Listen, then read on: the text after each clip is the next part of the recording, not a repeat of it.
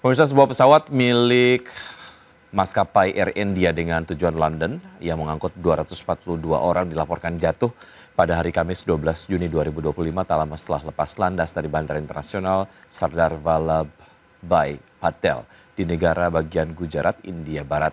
Menurut otoritas setempat, pesawat tersebut jatuh di kawasan permukiman Meghaninagar Ahmedabad setelah lepas landas pada pukul 13.39 waktu Indonesia bagian Barat.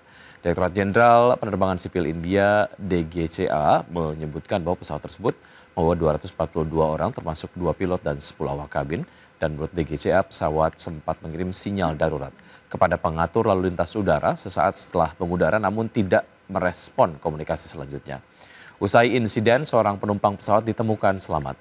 Penumpang yang lolos dari maut tersebut bernama Ramesh Kumar dan dia menjadi satu-satunya korban selamat dari pesawat Air India bernomor penerbangan AI-171 tersebut.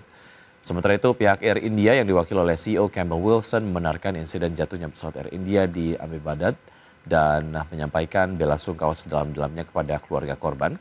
Selain itu, ia juga menyatakan Air India selanjutnya akan fokus pada investigasi atas insiden tersebut. First and most importantly, I would like to express our deep sorrow about this event.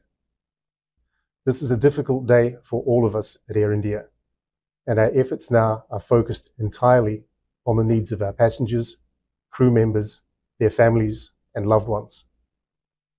I know that there are many questions, and at this stage, I will not be able to answer all of them, but I do want to share the information we have at this time. Air India flight AI-171 operated with a Boeing 787-8 aircraft, traveling from Ahmedabad to London Gatwick, has been involved in an accident after takeoff.